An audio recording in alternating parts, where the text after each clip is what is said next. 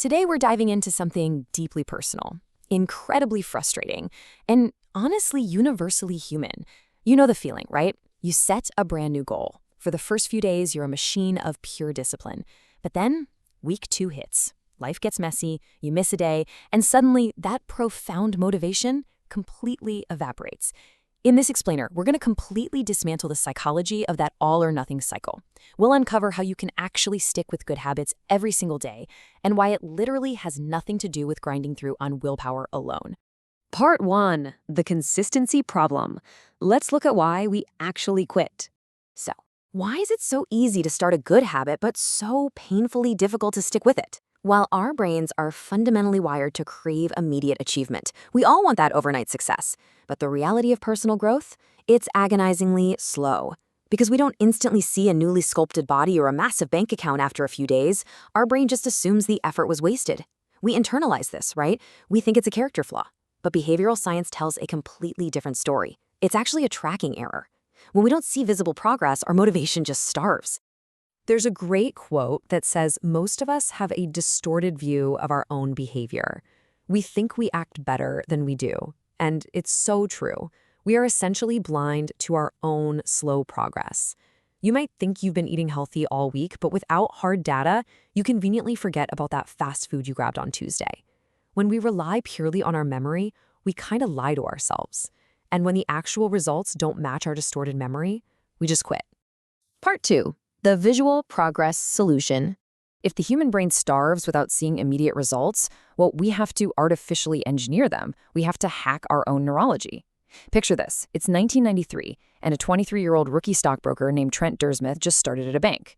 No one really expected much from him, but every single morning, he put 2 jars on his desk, one filled with 120 paper clips, and the other totally empty. With every sales call he made, he moved exactly 1 paper clip. He wouldn't stop working until all 120 clips were moved. Within 18 months, this incredibly simple visual system helped him bring in $5 million. The satisfaction of seeing that second jar fill up provided the immediate, tangible motivation his brain desperately needed. And this strategy is totally universal. Benjamin Franklin carried a small booklet everywhere just to track 13 personal virtues, crossing them off daily. Fast forward to modern times, and comedian Jerry Seinfeld uses a massive wall calendar to track his daily joke writing. His only rule? Don't break the chain. He doesn't care if a joke is absolutely terrible on a Tuesday. He only cares about drawing that big red X. This method forges unstoppable consistency because the visual chain itself becomes the masterpiece you're trying to protect. Part 3. The psychology of habit tracking. So why does moving a literal piece of metal into a jar feel so neurologically satisfying? The behavioral science breaks it down into 3 laws. First, tracking makes a habit obvious. A streak of X's creates a visual trigger that literally initiates your next action. Second, it makes the habit attractive. Seeing how far you've already come just pulls you forward. And third, it makes it satisfying. In a world where the physical reward for going to the gym might be months away, checking a box provides an immediate dopamine hit. It perfectly bridges the gap between today's effort and tomorrow's reward. As the saying goes, each small win feeds your desire. When you're having a really terrible day, when you're completely exhausted and nothing is going right, a habit tracker acts as undeniable, hard proof of your hard work. You aren't just logging an action. With every single mark on that calendar, you're casting a vote for the identity you want to embody. You're proving to yourself right then and there that you are the type of person who shows up. Part 4. How to make tracking easy. Okay, let's be deeply realistic for a second.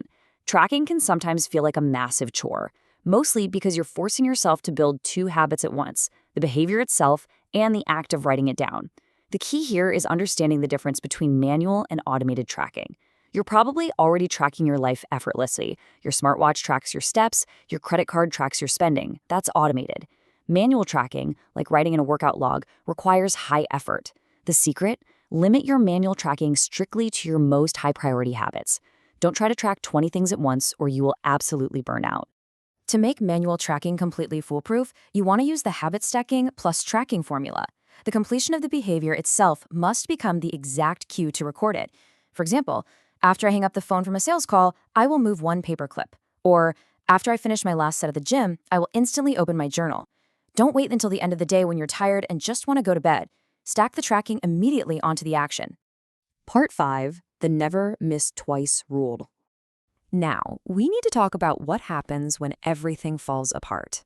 Because, let's face it, it will. Every streak ends eventually. Legendary investor Charlie Munger noted, "The first rule of compounding: never interrupt it unnecessarily." When you miss a day, it's so easy to feel like a complete failure. But those sluggish days, the days you only manage 5 push-ups instead of a full-hour workout, those are actually your most vital days. Why? Because they protect the compound gains you've accrued from all your previous good days. Doing literally anything protects the compound interest of your habits. Missing once is an accident, but missing twice, that is the start of a brand new habit. The first mistake never ruins you. It's the downward spiral of repeated mistakes that follows.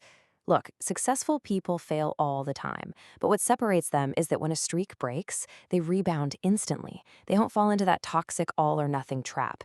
If you eat a whole pizza for lunch, you don't throw the week away. You just follow it up with a healthy dinner. Never miss twice. Part 6, the dark side of tracking. Now, there is a profound, hidden danger in all of this. It's known as Goodhart's Law, which states, when a measure becomes a target, it ceases to be a good measure. The human mind naturally wants to win whatever game is being played. If your goal is to be healthier, but you only track the number on the scale, you might start starving yourself just to make that specific number go down.